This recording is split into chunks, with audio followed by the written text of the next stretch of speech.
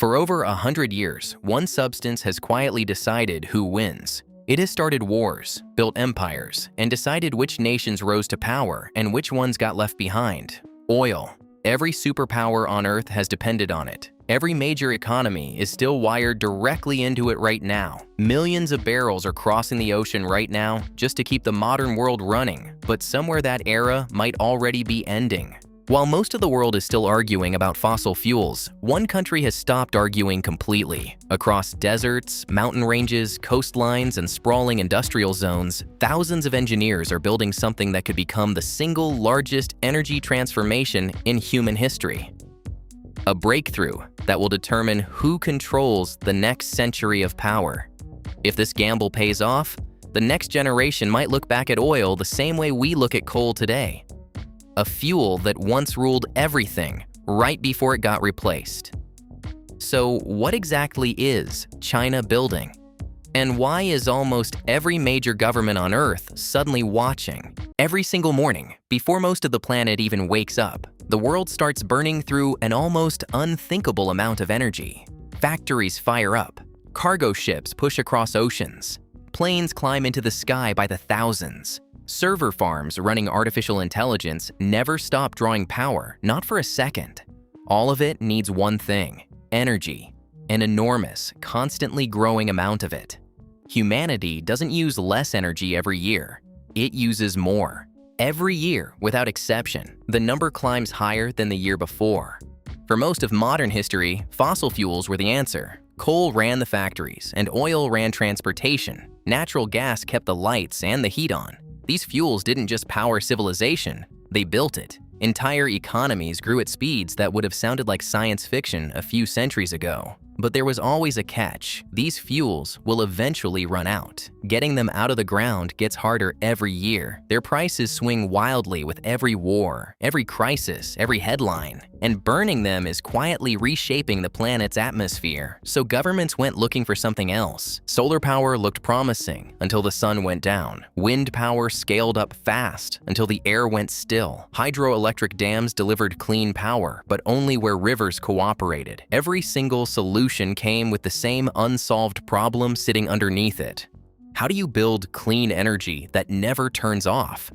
For a growing number of scientists, the answer wasn't a new invention at all. It was the smallest, oldest thing in the entire universe. Hydrogen is everywhere. It's locked inside every drop of water. It's buried in countless chemical compounds. It's the single most abundant element in existence. And yet, for decades, almost nobody could use it. Because hydrogen doesn't just sit underground waiting to be pumped out like oil. It has to be pulled apart from other molecules using expensive equipment and enormous amounts of energy, which, for years, made it too costly to seriously compete with fossil fuels. Most governments treated it as a science experiment. It was interesting but never practical. Then, quietly, the numbers started to shift. Electrolyzers got more efficient, renewable electricity got cheaper, industrial production methods kept improving year after year in labs most people never heard about. And suddenly, hydrogen-powered energy stopped looking like a fantasy. Unlike a battery, hydrogen can hold enormous amounts of energy for months at a time. It can run factories, fuel long-haul trucks, power trains, move cargo ships. Some aircraft manufacturers are even testing whether future planes could fly on it instead of jet fuel. In other words, hydrogen isn't just trying to replace gasoline, it's coming for almost every fuel humans currently rely on. And one country saw that opportunity faster and moved on it harder than anyone else on Earth. While most countries were focused on simply cutting emissions, China's leadership was asking a completely different question. What if the country that builds the next era of energy ends up controlling the next era of industry too? That single question is behind years of investment most of the world barely noticed. Instead of waiting for hydrogen to become profitable, China started funding the research, building the factories, and laying the infrastructure years before the demand for any of it actually existed. At the time, a lot of people called it reckless.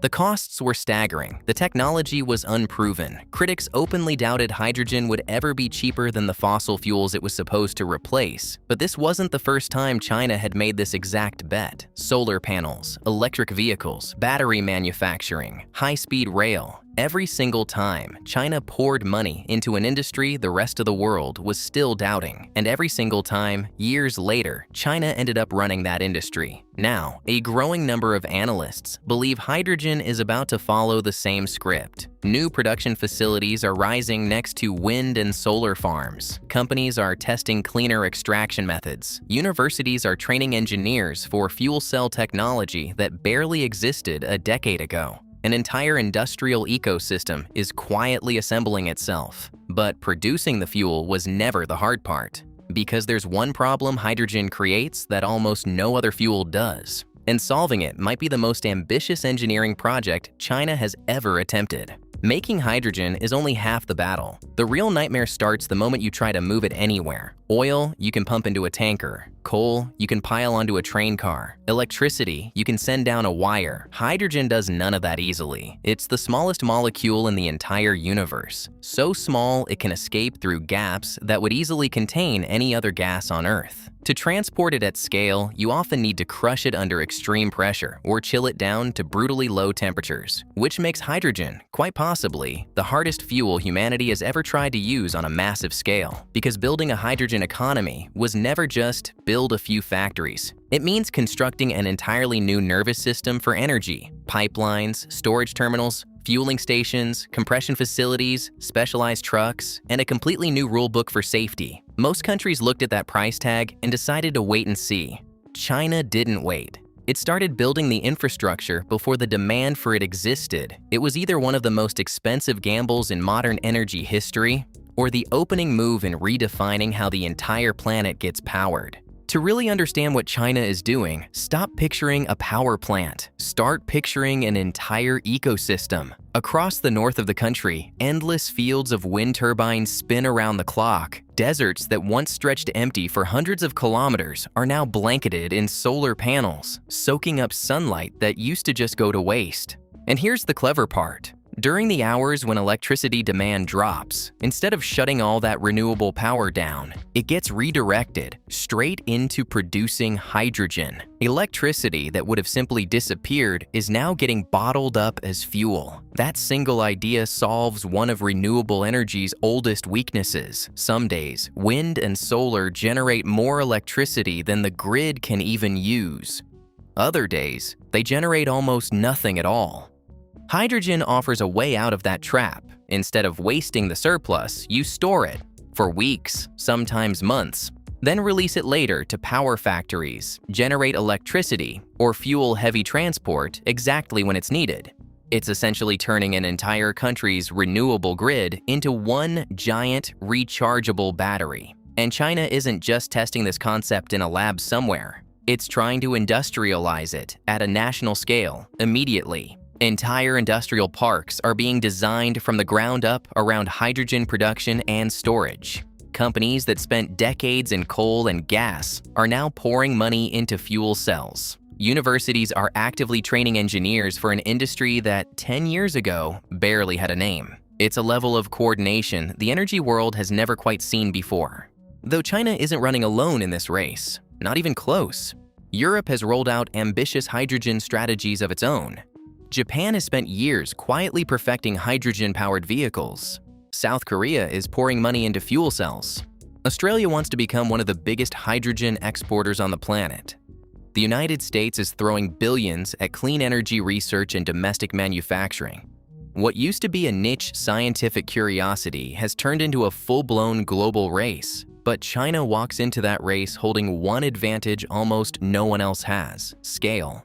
When China commits to manufacturing something, it doesn't build a factory, it builds the entire supply chain around it. Raw materials, components, assembly, research, transport, all growing together, all at once. That exact strategy is what let China take over solar panels, batteries, electric vehicles. Now, a lot of experts think hydrogen is next. And if it works, China won't just be producing hydrogen for itself. It could end up manufacturing the equipment every other country on Earth needs just to build their own hydrogen economy. That's not an energy advantage anymore. That's leverage over the entire planet. For all the momentum, hydrogen still has some serious problems. Producing genuinely clean hydrogen is still expensive. Moving it safely still requires massive upfront investment.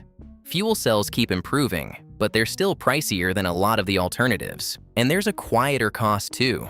Every time electricity gets converted into hydrogen and then back into electricity again, some of that energy simply disappears. Some critics argue batteries will always win for most everyday uses and that hydrogen's real future is narrower. Steel production, shipping, aviation, long-haul freight, the places batteries physically can't compete. Nobody actually knows how this plays out. Not for certain, but one thing is becoming impossible to ignore. The countries pouring money into this today are quietly placing themselves at the front of a race that most of the world hasn't even realized has started. And China is betting the finish line arrives sooner than anyone expects. For more than 100 years, nations fought over one resource above everything else: oil. Alliances were built around it. Wars were fought for it. Entire economies rose and collapsed based on its price. Whoever controlled energy controlled influence. But history doesn't stay still. Coal once ran the world's greatest empires. Then oil pushed coal aside. And right now, quietly, another handoff might already be underway. If hydrogen becomes viable at a global scale, the countries leading the way won't just be selling fuel. They'll be selling the entire toolkit: electrolyzers, fuel cells, storage systems, hydrogen engines, industrial machinery. Whoever dominates that toolkit could become one of the most important manufacturing powers on Earth for decades. Which is exactly why China's hydrogen investment was never really about the environment. It's economical, it's strategic, and it's political. Picture a future where developing nations start building hydrogen-powered cities from scratch. Who do they call for the equipment? Who designs the infrastructure? Who builds the fuel cells? China wants to be the answer to every single one of those questions. And given its track record, that ambition should not be dismissed. Here's the twist: hydrogen isn't even China's biggest bet. It's just one piece on a much larger board. Offshore wind farms keep expanding along the coastline. Deserts that once stretched empty for hundreds of kilometers are now wall-to-wall solar panels. New nuclear reactors are rising to guarantee steady power around the clock. Ultra-high voltage transmission lines are carrying electricity thousands of kilometers with barely any loss, linking remote renewable projects straight to major cities. Meanwhile, AI systems are being used to predict electricity demand with startling precision, squeezing more efficiency out of the grid than ever before. Instead of betting on one technology, China built all of them at once, so they reinforce each other. Solar carries the daytime load. Wind picks up after sunset. Hydropower flexes with demand. Nuclear holds a steady baseline, and hydrogen quietly stores whatever's left over for whenever it's needed next. This was never just about cleaner electricity. It's an attempt to run the world's second-largest economy without leaning so heavily on fuel shipped in from somewhere else. Nobody has ever tried something at this scale before. China's success here is not guaranteed. Not even close. The US still has world-class research institutions and enormous capital behind clean energy. Europe is building its own hydrogen backbone. Japan remains a pioneer in fuel cells. Australia is positioning itself as a major exporter. Competition is intensifying, and that's actually good news for everyone. History shows that races like this tend to produce breakthroughs faster than cooperation ever could. Costs fall, efficiency climbs, innovation compounds. But catching up to China here won't be simple. Years of manufacturing experience, supply chain depth, and engineering talent don't get rebuilt overnight. Factories take years to construct. Skilled workforces take even longer to train. National infrastructure can take decades to finish. This race didn't start today. For China, it started years ago, and right now, it's running from the front.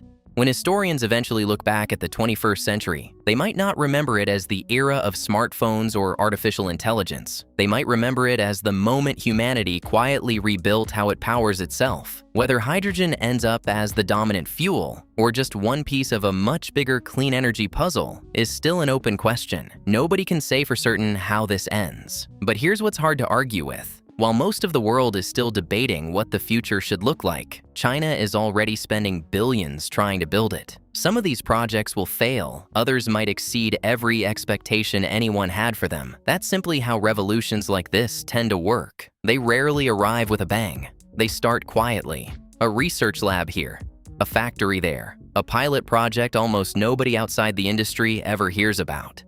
And then, almost without warning, the technology crosses a tipping point, and suddenly it looks like the whole world changed overnight. Maybe that's exactly what's happening right now. The next global energy revolution might not begin with a dramatic press conference or one single miracle invention. It might begin with thousands of engineers, millions of solar panels, hundreds of wind farms, and an invisible gas that has existed since the beginning of the universe. Hydrogen. Whether it actually becomes the fuel of the future is still unwritten, but one thing isn't up for debate. The race to define the next century of energy isn't a future possibility anymore. It's already happening, and the decisions being made right now, quietly, in labs and deserts and factories most people will never see, could decide who holds power for generations to come. If you enjoyed this documentary, don't forget to like the video, subscribe for more stories about the world's biggest engineering projects and technological revolutions, and let us know in the comments. Do you think hydrogen is truly the future, or will something else take its place?